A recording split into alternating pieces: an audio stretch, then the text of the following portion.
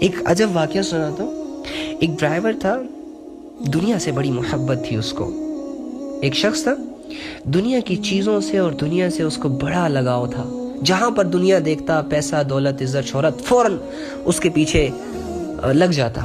اس کی خواہشیں دل میں بٹھا کر چل پڑتا ان کے پیچھے, اندھا ہو جاتا ان کے پیچھے. ہماری مثال ایسے ہے کہ ایک شخص ہے, اس نے ایک گاڑی گھر سے سٹارٹ کی اور ایک سفر پر چل پڑا. رستے میں ایک خوبصورت سی لڑکی ملی. جب اس نے دیکھا کہ خوبصورت سی لڑکی ہے, اکیلی ہے, اشارہ بھی دے رہی ہے, بیٹھنا بھی چاہتی ہے, اس نے اپنی ضرورت محسوس کی کہ ہاں لڑکی تو میری ضرورت ہے یار, بٹھاؤ اسے اپنی گاڑی میں. بٹھا کر روانہ ہو گیا آگے. لڑکی بھی بٹھا لی. چلتے ایک اور شخص نے اس کو ہاتھ دیا کہ بھائی میرے لیے بھی رکو. اب وہ ہے پیسہ, دولت. جب اس نے دیکھا کہ ارے یہ تو پیسہ ہے, ڈالر ہے, روپیہ ہے, پاؤنڈ ہے, کرنسی ہے, بٹھاؤ, اس کی تو مجھے آگے ضرورت پڑے گی, لہٰذا اس کو بھی ساتھ لے لیا, بٹھا لیا. اب آہستہ اس کا سفر جاری ہے, چل رہا ہے. راستے میں ایک اور شخص مل گیا, ہاتھ دے رہا ہے. ارے یہ کون ہے؟ تو آگے سے اس سے پوچھتا ہے تم کون ہو؟ تو آگے سے کہتا ہے میں عزت ہوں. تو کہتا ہے عزت؟ ہاں یہ بھی میری ضرورت ہے, بیٹھو گاڑی میں. عزت کو بٹھانے کے بعد چلتا ہے. راستے میں ایک اور شخص مل گیا, اس نے ہاتھ دیا. اس سے پوچھا کون ہو بھائی؟ کہتے میں تمہاری شہرت ہوں. تو اس نے کہا لڑکی بھی آ گئی, پیسہ بھی آ گیا, عزت بھی آ گئی, یہ شہرت کی کمی تھی, اسے بھی بٹھاؤ. چلو جی بیٹھو. 4 بندے پورے ہو گئے.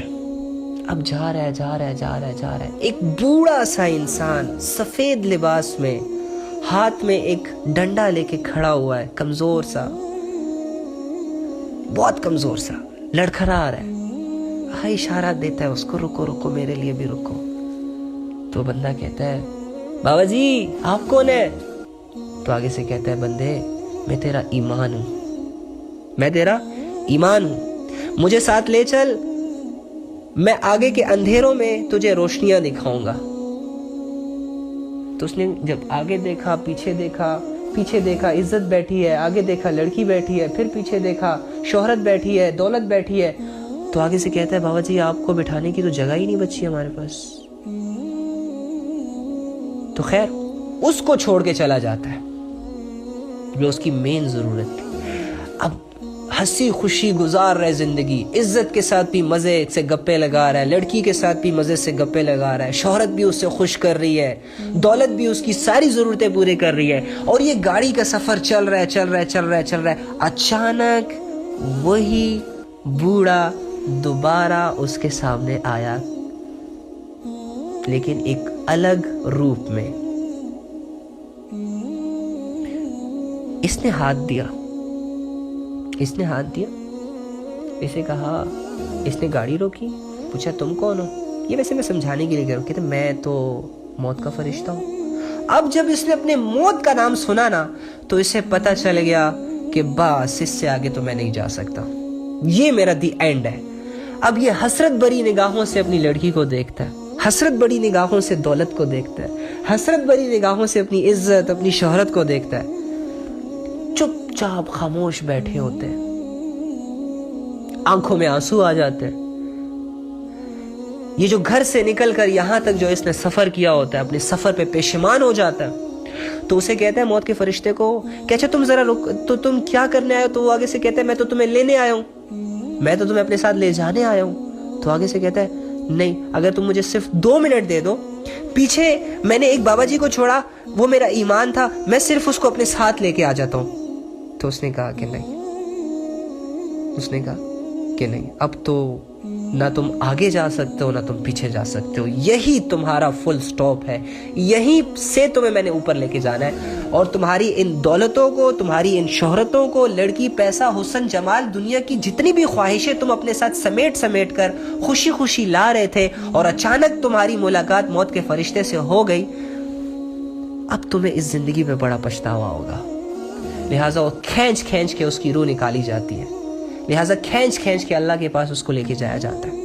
یہی مثال ہماری ہے یار, یہی مثال ہماری ہے. ماں کے پیٹ سے نکلتے ہی ہمارا زندگی کا سفر، ہماری زندگی کی ٹرین، ہماری زندگی کی گاڑی چل پڑتی ہے، کرتے کرتے کرتے سٹیجز سے گزرتی ہے، بہت سارے سٹیشن سے گزرتی ہے۔ جوانی کا سٹیشن آیا تو فالوورز کمانے کی لت لگ گئی، جوانی کا سٹیشن آیا تو وہاں رک کر لڑکیاں تاڑنے لگ گئے، بے حیائی کے کاموں کو پروموٹ کرنے لگ گئے، گانے سننے لگ گئے، کانسرٹس لگانے لگ گئے، اور پتہ نہیں زنا کرنے لگ گئے، چوریاں کرنے لگ گئے، اور بہت گندے گندے خبیث گناہ کرنے لگ گئے۔ کرتے کرتے کرتے جوانی کا سٹیشن اینڈ ہوا، بڑھاپا آیا۔ بڑھاپے میں کیا کیا؟ اب جو کمایا تھا گندگی سے اس کو کھانے لگ گئے، تب بھی خیال نہ آیا۔ کرتے کرتے موت آ گئی، ہماری زندگی ختم، ہمارا وقت ختم۔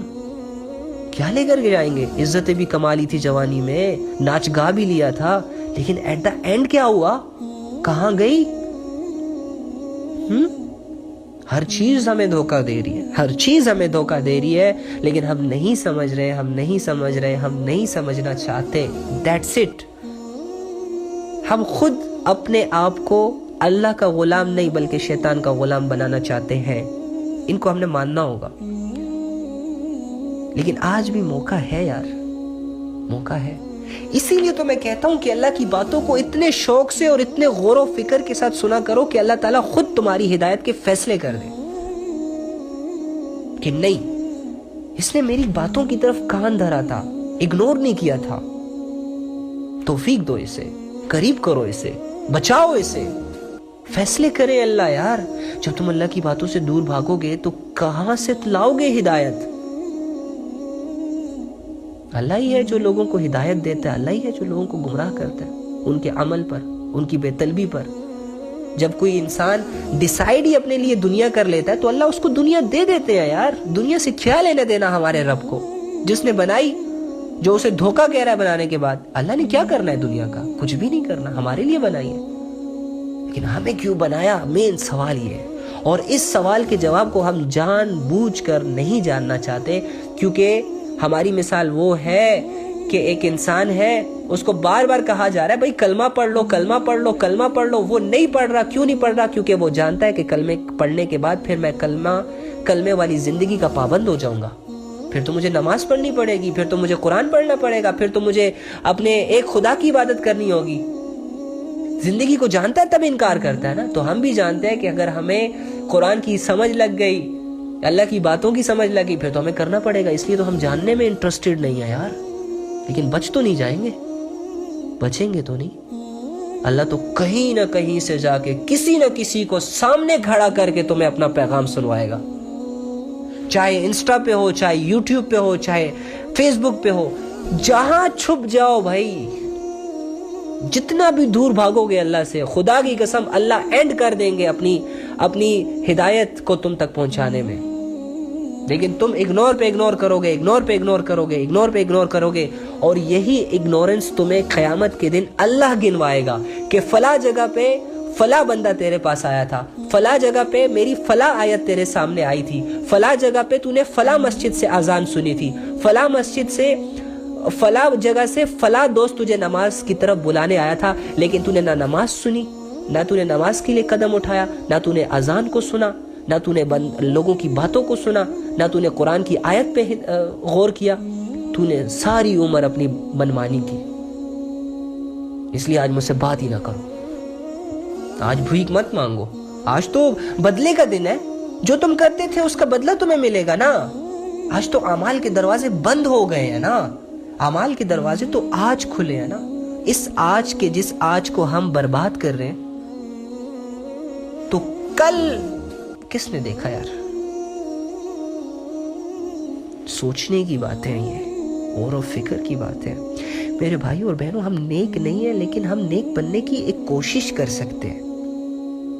ہم اللہ سے قریب نہیں ہیں، ہم اللہ کے ولی نہیں ہیں، لیکن یار اللہ کے قریب جانے کا ایک سٹیپ تو لے سکتے ہیں نا یار۔ اور وہ ایک سٹیپ کیا ہے، اس کے بارے میں سوچنا ہے۔ میں ایسا کون سا سٹیپ اللہ کے لیے لوں، اور یہ کب سوچنا ہے؟ مرنے سے پہلے پہلے۔ اور مریں گے کب؟ آج۔ یہ بھی سوچنا ہے کہ میں آج ہی مرنے والا ہوں، اس لیے مجھے آج ہی یہ قدم اٹھانا ہوگا،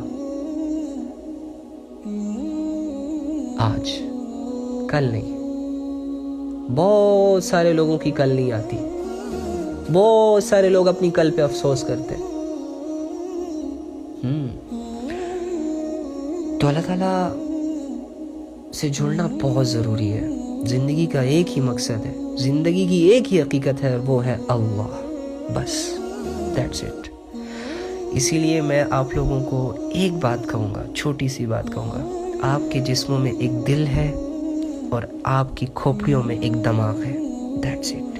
یہ دو چیزیں، اس کو آزاد کرو دنیا کی فکروں سے، دنیا کی محبتوں سے، دنیا کے نفع سے، دولت کے چرچوں سے، گناہ کی لذتوں سے۔ اسے آزاد کرو، اسے آزادی دو، اسے ایک خدا کی عبادت کا طریقہ سکھا دو، اسے ایک خدا کی ماننا سکھا دو، اسے ایک خدا کے سامنے جھکنا سکھا دو۔ اللہ کی قسم، اللہ کی قسم، کامیاب ہو جاؤ گے۔